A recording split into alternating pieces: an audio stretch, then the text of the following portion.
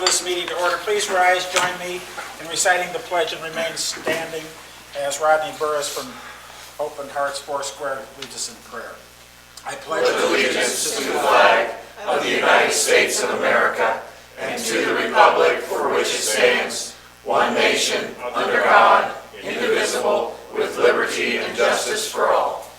So, Father God, thank you so much for bringing us together again. Thank you for bringing us safely in the fun winter time we've had. We ask you to be with us as we make decisions and discuss stuff, and we thank you for peace and the ability to work well together. In your mighty name we pray. Amen. Amen. Roll call, please, Jill. Mr. Frericks? Here. Ms. Stevens? Ms. Harlan? Here. Mr. Reed? Here. Mr. Jones? Here. Mr. Brock? Here. Mr. Burris? Here. Mr. Coon? Here. We have a quorum. Thank you. Public participation. This is an opportunity for the public to provide public comment to the presiding officer, the mayor. Those wishing to speak are required to sign in prior to commencement of the meeting and must address the council from the table provided. Public comments must comply with Ordinance 2014-02 and be limited to 5 minutes. Tonight, Steve Schreffler.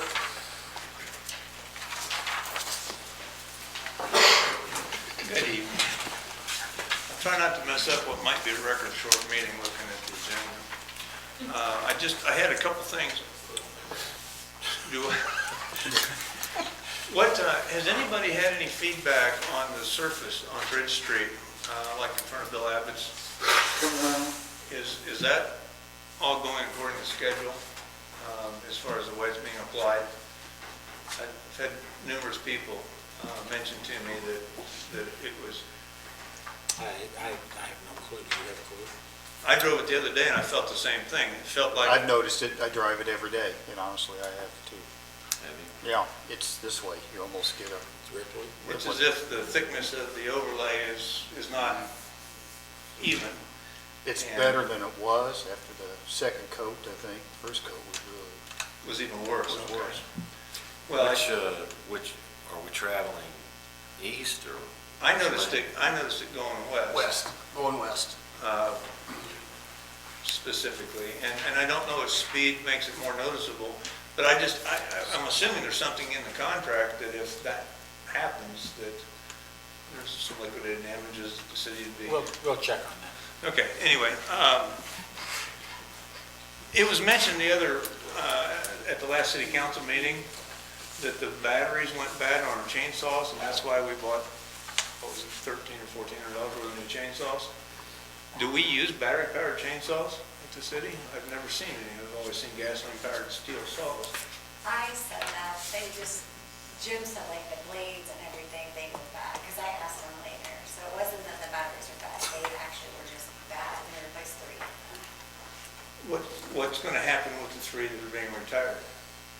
Is that going to the excess inventory auction, or? I do not. I have no idea. Yeah, I don't know. I can find out for you, and let you know. I'd appreciate that, because I'd be interested in knowing.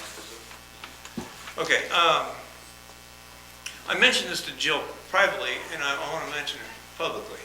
I had an opportunity when I was looking something up to review the city of Monticello minutes, and I want to commend Jill on the job that she does. The minutes from the last meeting, yeah, the minutes from a week ago budget meeting were such that a person could read those minutes and know pretty much what had happened at the meeting, and that's the purpose of the minutes. And so she did, in my opinion, she did a wonderful job. Keep up the good work. I also had an opportunity. I've been to, as you guys know, I've been to 30 years worth of city council meetings. I've never been to a county board meeting before. Tomorrow will be my first. But in preparation for going to that meeting, I went to their website and I read their agenda. I thought, okay, well, let's look at the supporting documents for these various items that are on the agenda. They're not available. Even if you go to the courthouse, you have to submit a FOIA in order to get them. Obviously, if the agenda is posted 48 or 72 hours before the meeting, and they have 5 days to fulfill a FOIA, then there's no way that you can see those documents before they've already been acted upon.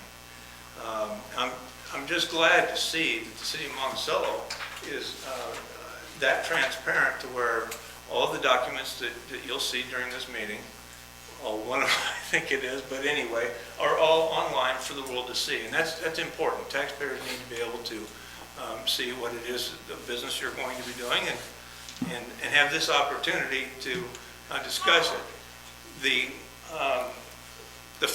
other issue that I discovered on the county's website is that their public testimony or public participation occurs at the end of their meeting after they've already done what it is that they're going to do. And then it's only 2 minutes. So the city of Monticello is, in that instance, far ahead of Piatt County as far as transparency is concerned.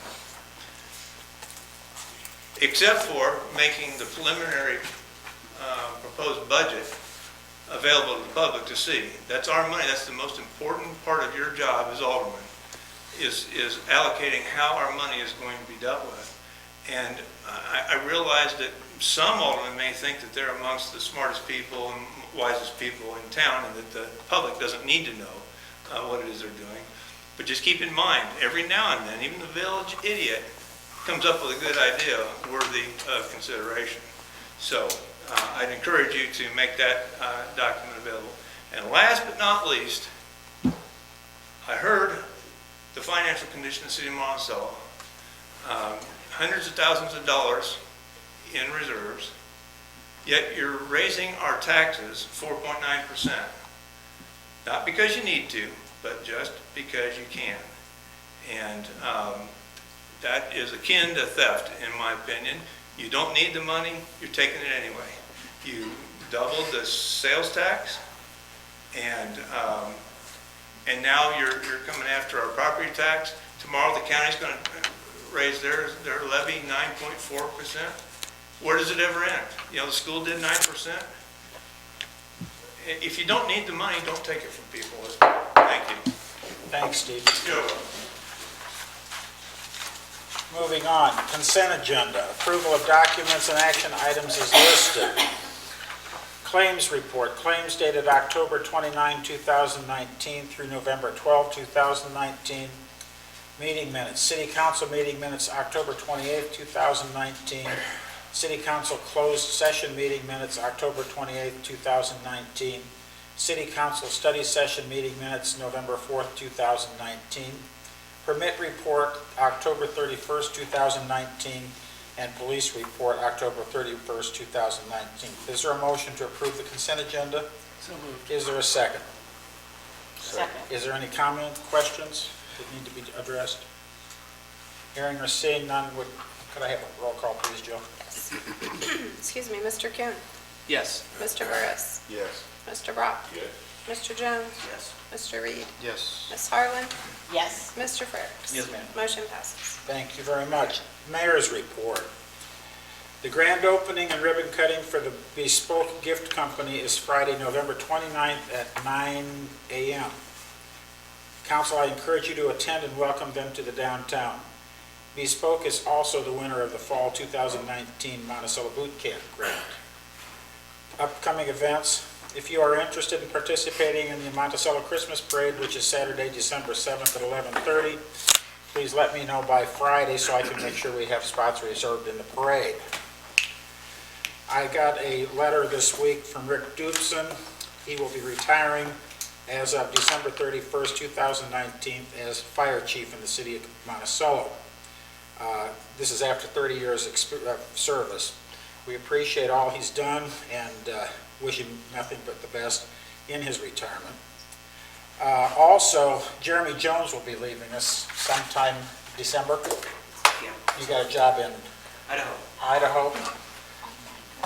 That's cold there. It's real cold there, but anyway, thank you for your service to the city. That's my report. Let's move on to new business. Resolution 2019-62, truth and taxation resolution. Mr. Summers? Thank you, Mr. Mayor. Some of the background information for your decision-making. State statute establishes procedures and requirements for determining the amounts of money necessary to be raised from a property tax levy by a municipality. In accordance with the truth in taxation law, the City Council must approve an estimated tax levy at least 20 days prior to adoption of the final levy. If the estimated property tax levy is less than 105% of the prior year levy, the city would not be required to advertise its intent and hold a public hearing on said levy. City administration has estimated the fiscal year 2020 property tax levy to be $727,144, which is approximately 4.9% over the previous year's levy. It is intended that the FY 2020 tax levy ordinance will be placed on the November 25th, 2019 City Council agenda for its first reading and approval at the December 9th, 2019 City Council meeting. In the supporting documents, you will have a draft. You should have a draft copy of the FY 2020 tax levy ordinance. Again, that cannot be voted on the November 25th. It can be discussed, and then we'll approve it if you so desire on December 9th.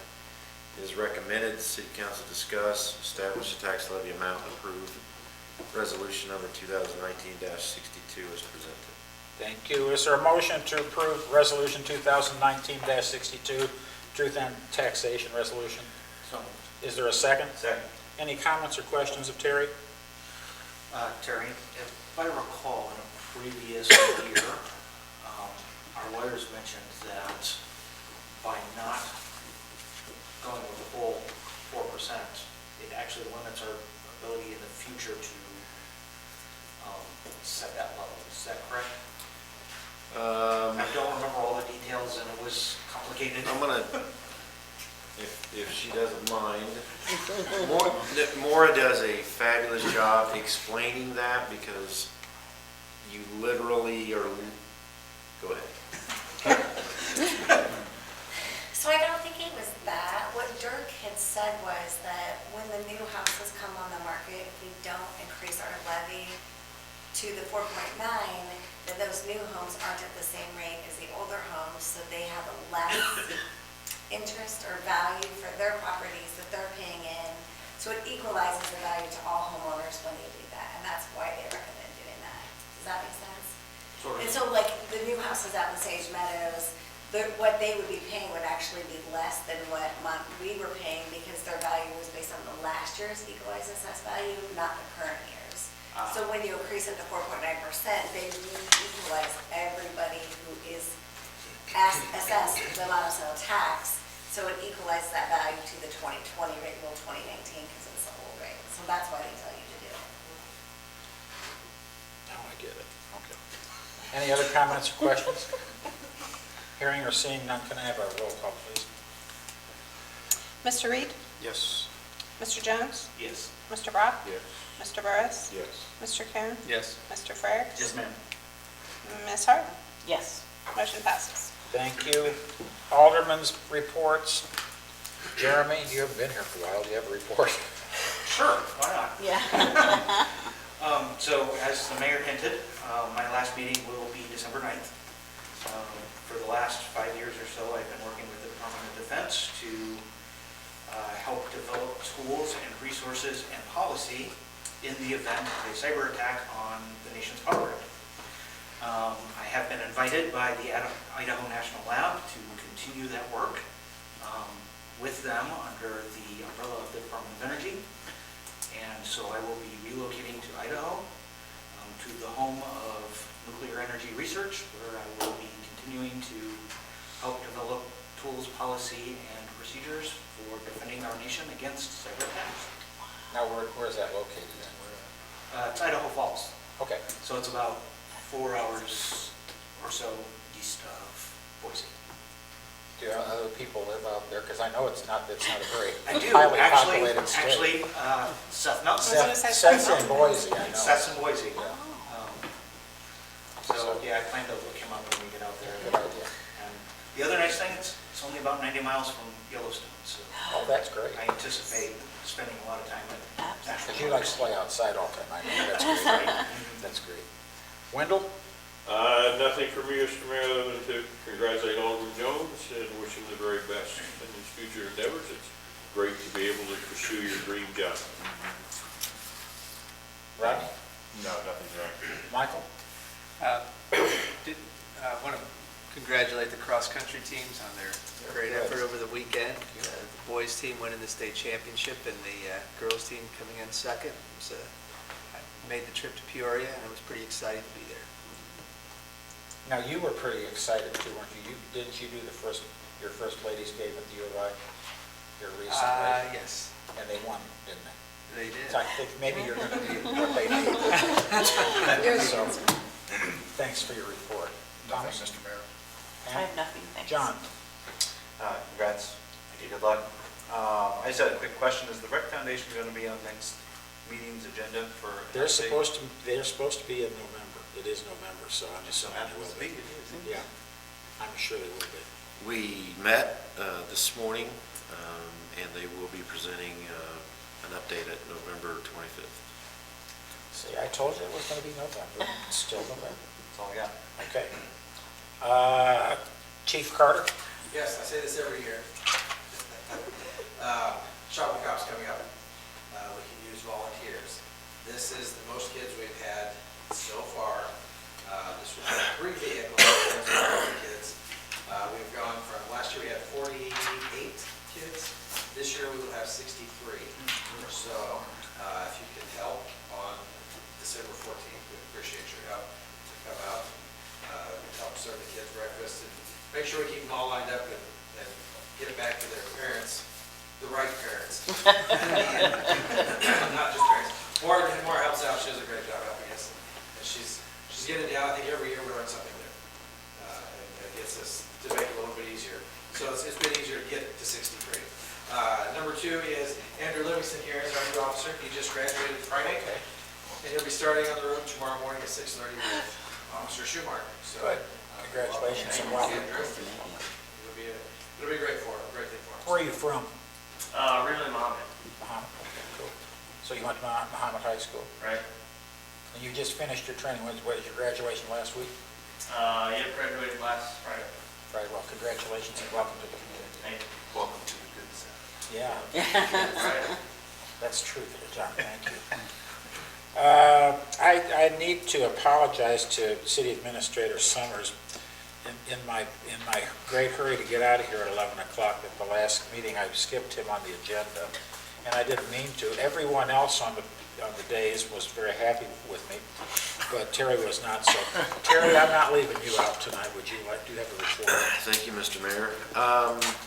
So first, this year, if you recall, we had $100,000 in the budget, as we have in the last few years, for sanitary sewer collection system. This year in particular, it was for a study, an engineering study by an independent third-party engineering firm that was part of the consent decree from the IEPA violations in prior years. Due to our efforts in public works and sanitation and throughout the city, that and the reporting that those departments do, that study is no longer being required. So with great efforts over the past few years, I appreciate all those efforts from those departments. It's saving us money.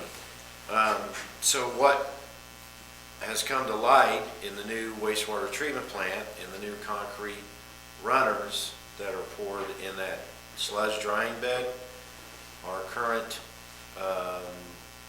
skid steer has rubber tires with metal tracks that you can take on and off as needed. The metal tracks are tearing up the new concrete runners. And they're damaging not only concrete runners, but the sand filter in between the concrete runners. It's not good for that sand, and we're going to have to replace the sand more often. So discussions have led that what we would like to do is purchase a new skid steer trade the old one in and purchase a new skid steer that has, it's a rubber track to utilize in numerous areas, one of them being the wastewater treatment plant and sludge drying beds. But we use that skid steer on water main breaks, on all aspects of city work, really. The Route 47 ditch project, it comes with our current attachments will work on the new skid steer. Those aren't cheap attachments. They will work. We've already demonstrated that. But there's a Harley rake. You do fine grading in the yards when you disturb them on a water main break or a ditch project, so on and so forth. So it's an integral piece of equipment that our public works uses throughout the city. So what I would like to do is bring to you guys on the November 25th city council meeting is a ordinance to sell surplus equipment, trade in the old skid steer, and then purchase the new skid steer out of the current fiscal year. Due to we don't have to do that study. And this piece of equipment is integral to everything that we do, one of the integral pieces. On the 11/25, November 25th city council meeting, like I just spoke of on the tax levy, we'll have the ordinance for discussion purposes, not for approval. Discussion purposes only, and then we want, along with that will be the special service area number 3 tax levy, Kirby Hospital, and special service area number 4 tax levy, Sage Mountain or Walden Pond. Okay, that'll be coming forward at the next city council meeting, along with the sale of surplus equipment.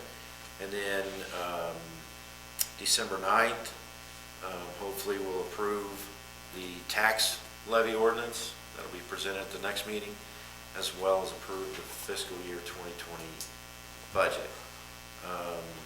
So with that being said,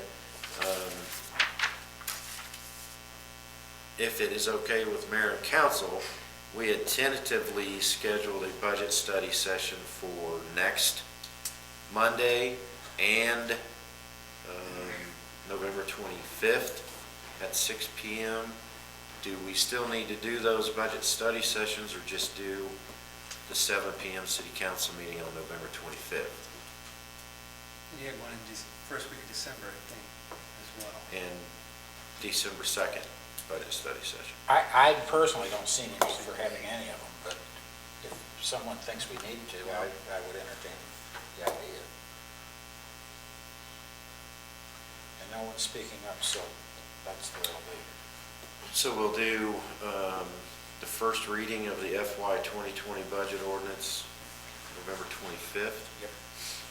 And then second reading and approval, if you so desire, on Monday, December 9th. Thank you. I think that's all I have tonight, Mr. Mayor.